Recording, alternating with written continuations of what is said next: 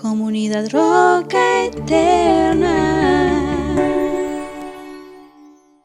El mensaje de hoy se llama Derrotas victoriosas. Y no es una contradicción. Derrotas victoriosas. A veces hay victorias que no son tales y hay derrotas, entre comillas, que nos traen bendición. Vamos a buscar en Génesis capítulo 32. Ahí estará la base de nuestra meditación en la palabra de Dios. Y a través de esta palabra yo sé que Dios nos va a hablar. Y lo sé porque Dios me habló durante la semana. Y Dios puso en mi corazón que también a muchos Dios les va a hablar ahora sí.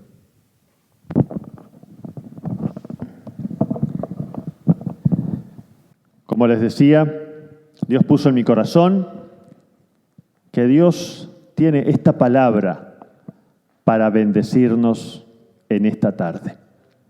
Estamos agradecidos a Dios de este nuevo tiempo. Podemos estar nuevamente juntos. La Biblia dice, mirad cuán bueno y cuán agradable es estar los hermanos juntos en armonía, en amor. También dice que no dejemos de congregarnos, sino que lo hagamos para estimularnos al amor y a las buenas obras. Cuando no tenemos posibilidad de estar físicamente juntos, es bueno que lo estemos espiritualmente. Y como Dios nos ha dado la oportunidad en este tiempo de estar a través de las redes, y gloria a Dios por todo lo que pudimos hacer, pero también gracias a Dios porque ahora podamos estar nuevamente aquí en su casa. Génesis 32 nos relata la historia del reencuentro de Jacob con Esaú. Ustedes saben que Jacob, uno de los dos hijos de Isaac, a su vez Isaac, hijo de Abraham, fueron los tres patriarcas que dieron origen al pueblo de Israel. Y Dios a lo largo de todo el Antiguo Testamento se identifica a sí mismo como el Dios de Abraham, de Isaac y de Jacob. Este Jacob, entonces, es el tercero en esa generación. Es el nieto de Abraham y él es gemelo con Esaú. Los que conocemos la historia bíblica sabemos que Jacob robó de alguna manera por engaño la bendición que le correspondía a Esaú. Esaú juró matarlo. Entonces Jacob huyó, estuvo 20 años en otra tierra, en otro lugar, con Labán, que llegó a ser su suegro, que no se sabe quién era más sabandija, si el yerno o el suegro. Se sacaban chispas, porque así dice el relato bíblico. Incluso la forma en que Jacob logra huir de alguna manera de Labán no estuvo exenta de situaciones complicadas, de persecución, y de la intervención y protección de Dios. Cuando Jacob huyó de Esaú, tuvo ese sueño del cual hablaba Estefan hace unos sábados, esa escalera por la cual subían y bajaban ángeles. Los ángeles lo acompañaron durante los 20 años que estuvo en la tierra de Labán. Hay varias situaciones en que el ángel de Jehová se le apareció y Dios mismo a través de un sueño y con ángeles le dice que tiene que volver a encontrarse con su hermano, porque la tierra que Dios le había prometido primero a Abraham, después a Isaac y luego a Jacob, no era esa donde él había huido, sino que era la que Dios había designado. Y cada vez que huimos de alguna situación, nos alejamos del centro de la voluntad de Dios, no importa los años que pasen y las peripecias que nos toque vivir, tarde o temprano Dios nos va a hacer regresar al lugar donde Él planificó que nosotros estuviéramos. Entonces, después que Dios le dice a Jacob que se tiene que volver, y tiene toda esa situación que ustedes pueden leer en Génesis 30, 31, los percances con su suegro, finalmente se separan en buenos términos. Y esto es importante, cuando Dios está detrás de un proyecto, hace que nosotros podamos separarnos y quedar en buenos tiempos, en buenos términos, aún con el más sabandija. Esto es lo que le pasó a Jacob. Sí, es que hay algunos que lo son. Esto es lo que le pasó a Jacob con Labán. Y mediante la intervención sobrenatural de Dios, ellos pudieron quedar en buenos términos. Se despidieron, se bendijeron mutuamente, y entonces Jacob inicia el regreso. Y dice que Jacob siguió su camino, pero unos ángeles de Dios salieron a su encuentro. Al verlos, exclamó: este es el campamento de Dios. Por eso llamó a ese lugar Mahanashim. Jesús, te doy gracias por esta palabra que tú nos ministras ahora en este momento. Te doy gracias por lo que tú nos estás preparando en nuestro corazón para recibir de ti.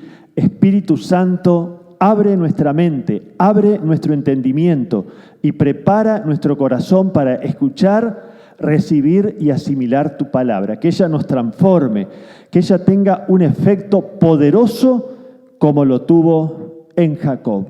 Queremos, como él, salir transformados del encuentro contigo que tendremos en esta tarde. Lo pedimos en tu nombre.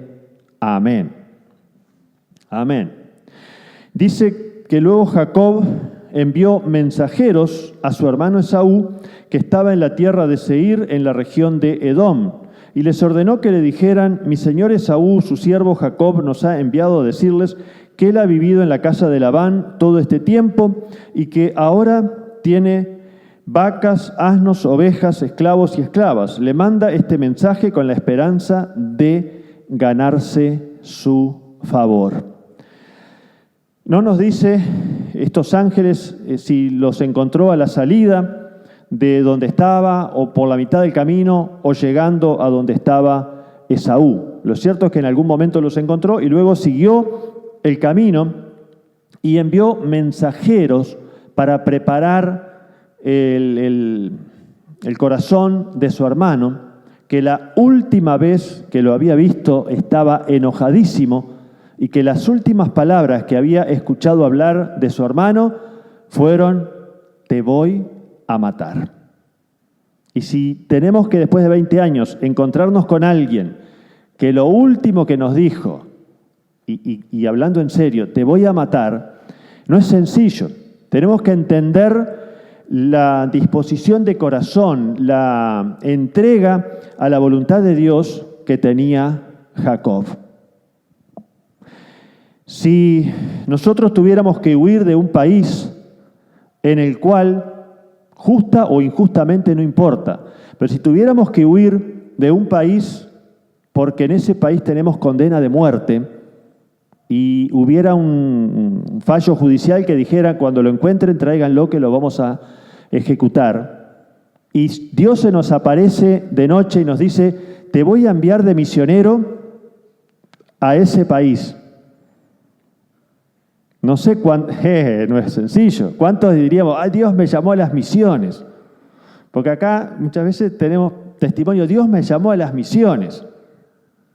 Pero, ¿y si te llama en esas condiciones? A Jacob lo llamó en esa condición. Entonces, él dispuso su corazón. No vamos a leer todos los capítulos anteriores porque esto es muy largo. Pero él realmente tuvo que tener un quebrantamiento muy fuerte delante de Dios para decir: sí, Señor, lo que tú digas lo haré y dejo las consecuencias en tus manos. Entonces, dice que cuando los mensajeros regresaron le dijeron a Jacob: fuimos a hablar con su hermano Esaú y ahora viene al encuentro de usted acompañado de 400 hombres. Y acá es muy leve la traducción, porque en realidad dice hombres de guerra. Esaú venía con un batallón completo. Y si yo tengo problemas con alguien y veo que viene con toda una guardia republicana acompañándolo, no es sencillo. Entonces dice que Jacob sintió mucho miedo y se puso muy angustiado. La primera impresión que nos da es: ¿pero cómo un hombre de Dios va a tener miedo? ¿Cómo un hombre de Dios se va a angustiar? Pero si vemos los grandes hombres que Dios ha utilizado, a casi todos Él les ha repetido la misma frase: no temas. Se lo dijo a Josué, se lo dijo a Moisés. El mismo Jesús dice que en Getsemaní, cuando se estaba preparando para enfrentar el juicio y la posterior crucifixión, ¿cómo estaba su alma? Abatida y angustiada. En uno de los evangelios dice: mi alma está angustiada hasta la muerte. Y a menos que nosotros seamos más espirituales que Jesús, podemos sentir lo mismo que Él sintió. Podemos sentir miedo y estar angustiados por distintas circunstancias que nos toque enfrentar o atravesar. Entonces, Jacob, cuando escuchó esa noticia, dice: por eso dividió en dos grupos a la gente que lo acompañaba, y lo mismo hizo con las ovejas, las vacas y los camellos. Pues pensó: si Esaú ataca a un grupo, el otro grupo podrá escapar. ¿Qué fue lo primero a lo que apeló Jacob para enfrentar la situación? A lo que siempre había utilizado: la astucia. Y es muy sencillo, muy fácil decir: sí, qué mal, qué carnal Jacob, echar mano de la astucia. Lo segundo que hizo en el versículo 9 dice: entonces Jacob, ¿qué hizo? Se puso a orar. En realidad, la oración, ¿qué lugar debiera ocupar en nuestras reacciones? El primero. Pero a veces oramos cuando ya no nos queda remedio, cuando la oración debiera ser el primero de los recursos a los cuales nosotros apelamos. De cualquier manera, Jacob aplicó su astucia, pero inmediatamente se puso a orar. No le llevó mucho tiempo, y ojalá nosotros tampoco, darse cuenta que sus fuerzas no eran adecuadas ni suficientes para enfrentar el problema. Que estaba en una situación que o Dios lo ayudaba o sucumbía y moriría. Entonces, dice Jacob, se puso a orar: Señor, Dios de mi abuelo Abraham y de mi padre Jacob, que me dijiste que regresara a mi tierra y a mis familiares y que me harías prosperar. Aquí hay algo importante en esta oración, porque él invoca a Dios como Señor de su abuelo y de su padre Isaac. Es decir, Jacob conocía al Dios que sus padres y su abuelo le habían transmitido. Y todos nosotros conocemos de Dios de alguna manera a través de lo que nuestra familia nos inculca. Pero inmediatamente dice que me dijiste que regresara a mi tierra y a mis familiares y que me harías prosperar. Entonces Jacob conocía al Dios recibido por tradición familiar, pero también conocía al Dios experimentado en forma personal. Y realmente conoceremos a Dios cuando no solamente tenemos lo que nos transmitieron la familia, sino lo que nosotros mismos experimentamos. Pablo le dice a Timoteo, sé que la fe no fingida que tuvo tu abuela, tu madre, ¿y qué más? Y estoy seguro que tú también la tienes. La fe familiar no va a ir muy lejos. Gloria a Dios que podamos conocer a Dios a través de nuestra familia, a través de nuestros amigos, pero si no lo experimentamos en forma personal, no vamos a poder tener una vida victoriosa. Y hace una oración que es muy interesante, no la vamos a poder con mucha profundidad ver, pero ustedes lo pueden tomar como devocional durante la semana, seguir meditando y profundizando en esta tremenda oración que hace Jacob, que tiene elementos muy interesantes, porque le recuerda a Dios su promesa. Dice, me dijiste que regresara, que me harías prosperar, realmente yo, tu siervo, no soy digno de la bondad y fidelidad con que me has privilegiado. Él se da cuenta que lo que es y lo que tiene no es por sus méritos, sino por la gracia de Dios.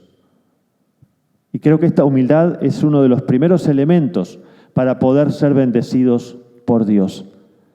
Entender que lo que tenemos y lo que somos es por la gracia de Dios, no por nuestros méritos.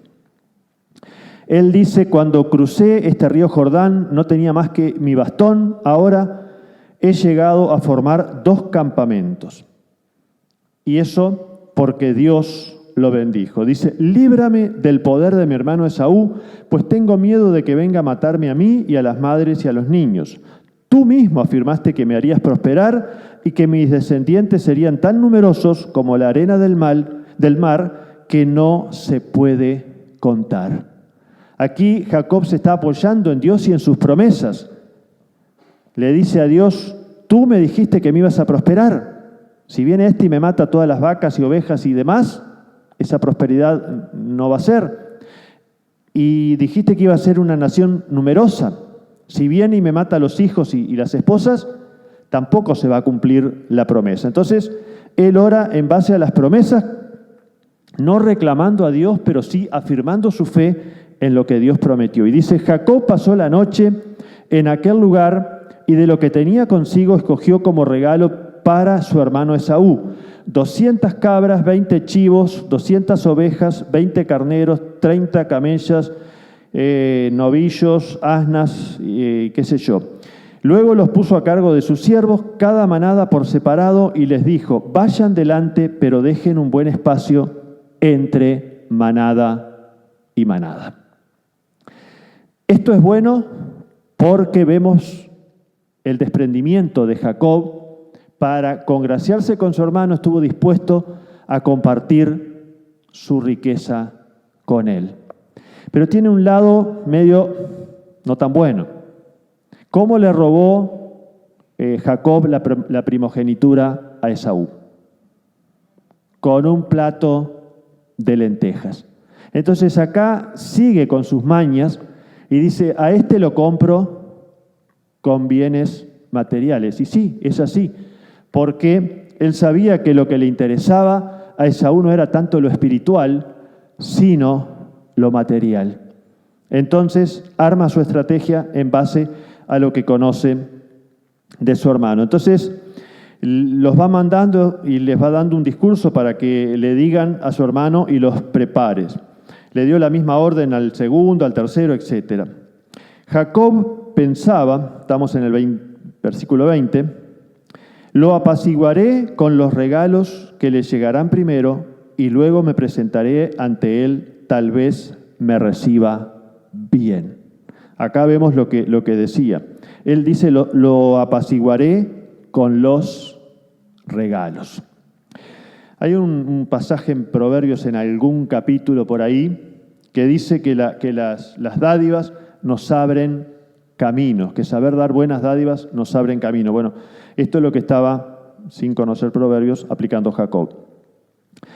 De esta manera los regalos lo precedieron, pero Jacob se quedó esa noche en el campamento. Esto es algo bueno, cuando nuestra generosidad nos precede. Ojalá que a todos nosotros nos preceda la generosidad. Que antes que cualquier otra cosa de nuestro carácter, conozcan nuestra generosidad. Y no que nos preceda la tacañería, que nos preceda la generosidad como Jacob. Y al quedarse solo, dice el versículo 22, que aquella misma noche Jacob se levantó, tomó a sus 2 esposas, a sus 2 esclavas y a sus 11 hijos y cruzó el vado del río Jaboc. Una vez que lo había cruzado, hizo pasar también todas sus posesiones, quedándose solo. Aquí vemos la determinación de Jacob en cumplir la orden que Dios le había dado. Porque los arroyos, en una época en que no había puentes, no había carreteras, son como una protección natural contra los ataques de los enemigos. Pero si Jacob hacía pasar a todas sus posesiones y su familia al lado del arroyo donde estaba Esaú, ¿cómo quedaba? Expuesto. No iba a tener la protección de esa barrera natural. Entonces, él, acá vemos que se la juega. Dice, bueno, yo hago cruzar mi familia, hago cruzar mis posesiones. Y dice, quedándose solo. Entonces, un hombre luchó con él hasta el amanecer. Cuando ese hombre se dio cuenta de que no podía vencer a Jacob, lo tocó en la coyuntura de la cadera y ésta se le dislocó mientras luchaban. Aquí dice un hombre, evidentemente es un ángel, y ese ángel es una manifestación de Dios. Algunos creen que es Jesucristo preencarnado, otros simplemente lo asimilan con un ángel especial de Dios. No sabemos con exactitud porque aquí no lo dice. Lo que sí sabemos es que era un ángel de Dios, un enviado de Dios, una manifestación de Dios. Y ese ángel no aparece hasta que Jacob se queda solo, hasta que se la juega haciendo pasar su familia y sus posesiones al lado donde estaba Esaú. Y ahí en la soledad, en la situación más indefensa, cuando ya estaba jugado y cuando solo un milagro podía salvarlo, ahí aparece el ángel. Quizás nosotros estamos demasiado prendidos de nuestros recursos, de nuestras habilidades, de cosas, y entonces no aparecen los ángeles. Quizás necesitamos desnudarnos espiritualmente más delante de Dios y quedarnos más solos de recursos, de apoyo, de lo que sea, y ahí aparecerá el ángel de Dios. Este ángel dice que luchó con él durante toda la noche hasta el amanecer. Y cuando vio que no lo podía vencer, tocó en la coyuntura de la cadera y ésta se le dislocó mientras luchaban. Entonces el hombre le dijo, suéltame que ya está por amanecer. ¿Y qué le responde Jacob? No te soltaré, en esta traducción dice así, hasta que me bendigas. Y este es uno de los secretos para encontrar victoria en nuestras luchas espirituales. Cuando nosotros nos abrazamos de Dios tan desesperadamente que le decimos, no te voy a soltar hasta que me bendigas. Cuando nosotros dependemos tanto de Dios que decimos, no voy a dejar de orar por esto hasta que Dios me responda. A veces Dios no nos responde porque oramos un poco, nos desanimamos, nos cansamos, dejamos de orar, dejamos de luchar. Pero Jacob no era de esa clase de personas. Dice, no te soltaré, no te dejaré hasta que me bendigas. Era tan desesperada su necesidad de Dios que no quería soltarlo hasta no ser bendecido. ¿Cómo te llamas?, le preguntó el hombre. Me llamo Jacob, respondió. En español, contestar me llamo Jacob no nos dice nada. Pero para que nos diga, tenemos que entender qué significa en hebreo, que es el idioma original en que se escribió el Antiguo Testamento, la palabra Jacob. Y la palabra Jacob significa impostor. Alguien que se hace pasar por otro.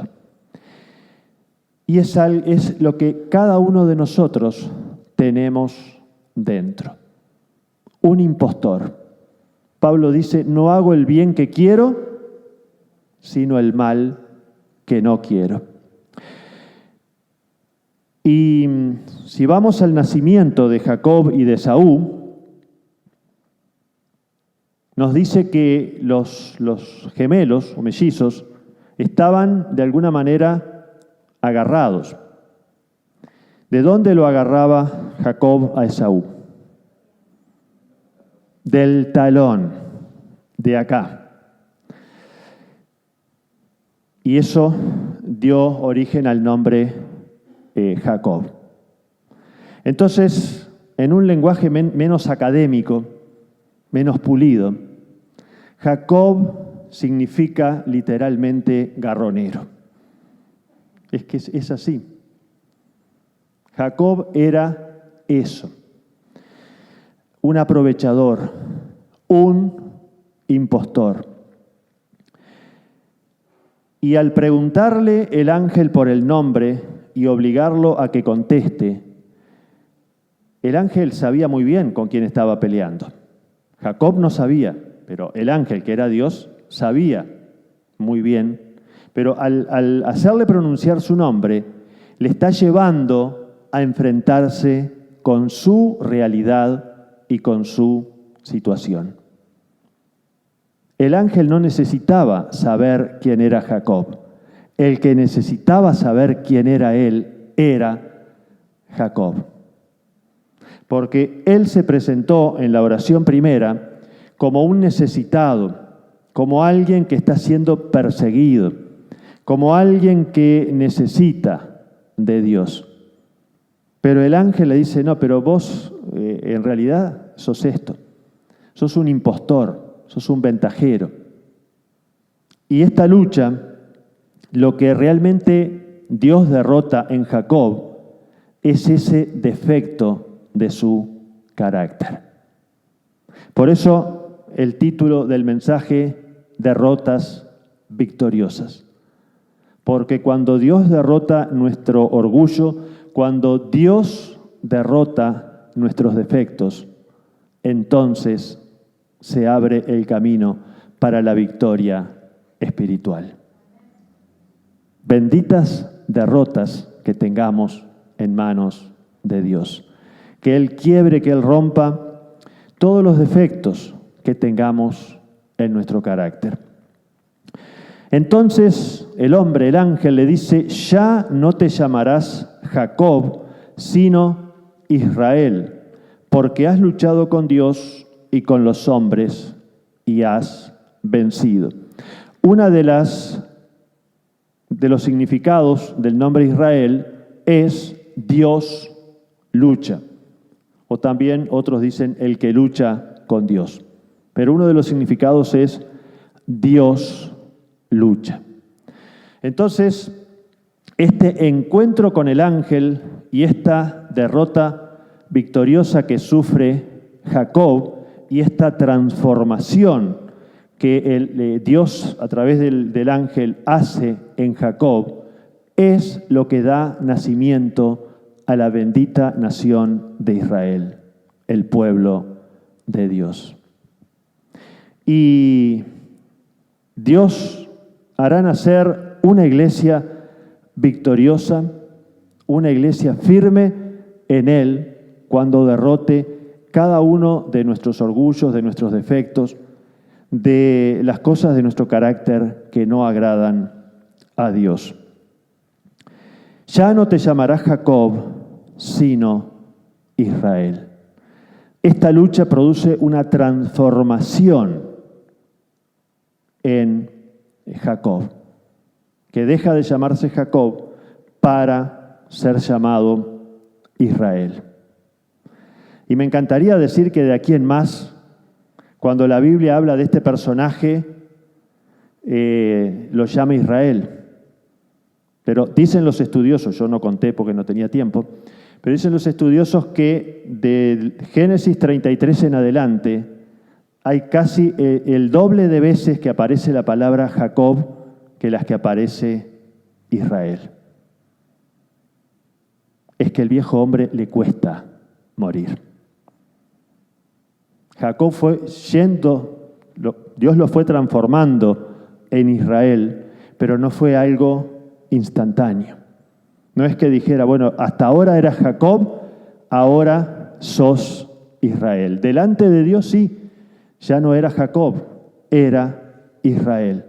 Pero en su experiencia siguió funcionando un buen tiempo como un Jacob en proceso de ser un Israel.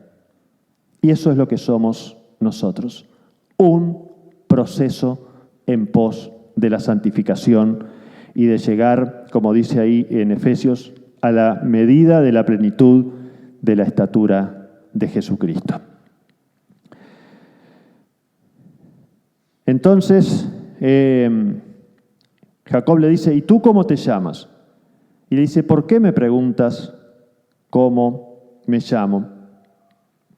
Y en ese mismo lugar lo bendijo. Jacob le pregunta cómo se llama porque quiere de alguna manera saber con quién se enfrentó, qué tipo de lucha tuvo. Y el ángel no le da su nombre, porque el nombre de alguna manera representa la esencia de la persona, y la Biblia nos enseña que Dios conoce nuestra esencia, pero nosotros nunca vamos a poder llegar a dominar la esencia de Dios. Y como consecuencia entonces de esa lucha, Jacob quedó marcado. A partir de ahí quedó rengueaba. Pero rengueaba en sus fuerzas naturales, no en sus fuerzas espirituales. Y aquí hay como una paradoja. Cuanto más rengos seamos en nuestras fuerzas naturales, más poderosos seremos en nuestro caminar con Dios. A veces renguea nuestra fe, renguea nuestra oración, renguea nuestra relación con Dios, porque nuestra carne todavía no ha sido dislocada y todavía no ha sido quebrantado su poder.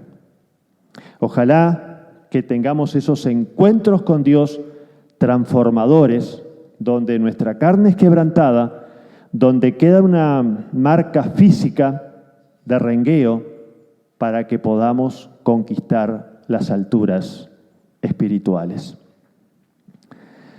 A partir de este momento, la renguera de Jacob mostraba claramente dónde y con quién había estado.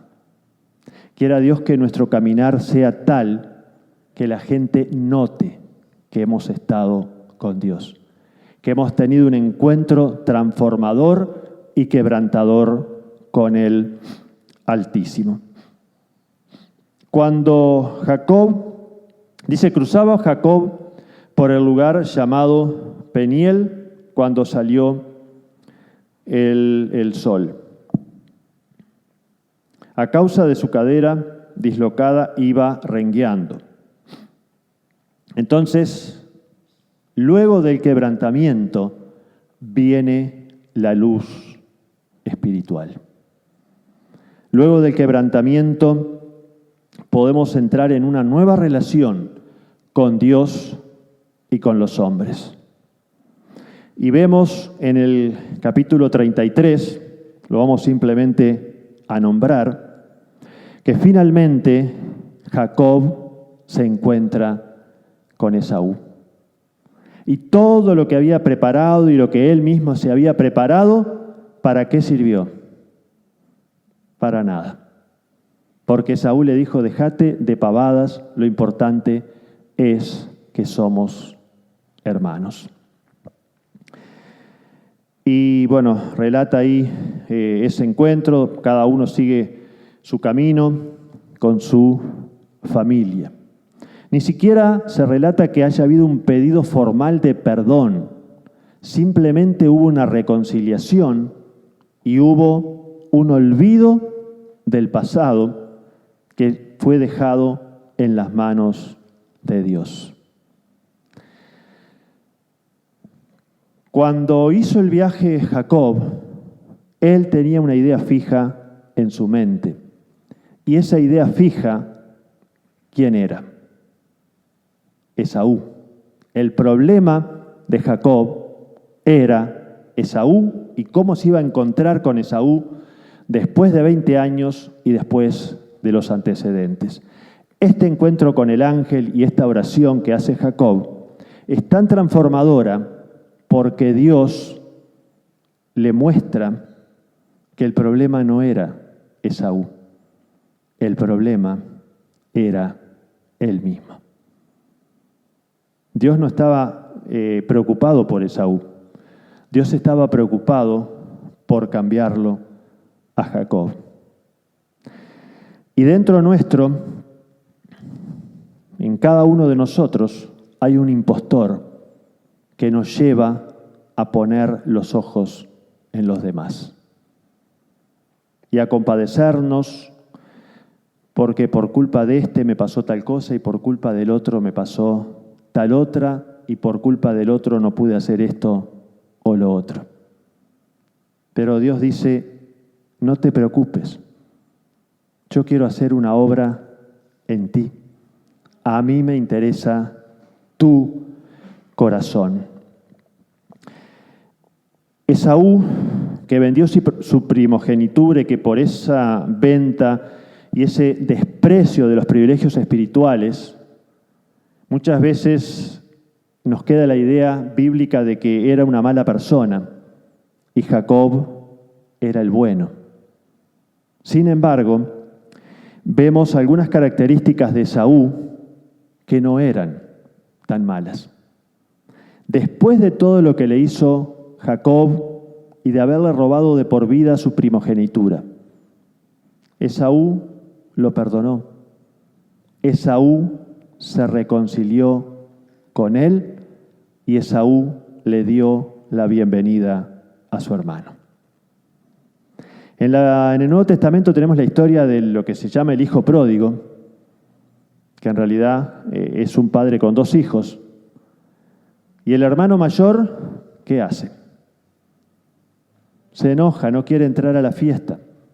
Dice, no, que que hizo esto, lo otro, y no entra a la fiesta. Y se queda fuera y deshonra a su padre. Cosa que Esaú no hizo. En esto Esaú aventaja al hermano mayor. Porque Esaú, si bien no recuperó su primogenitura porque la había vendido y eso no tenía solución, pero él se reivindica cambiando su carácter y siendo un ejemplo de perdón y de reconciliación.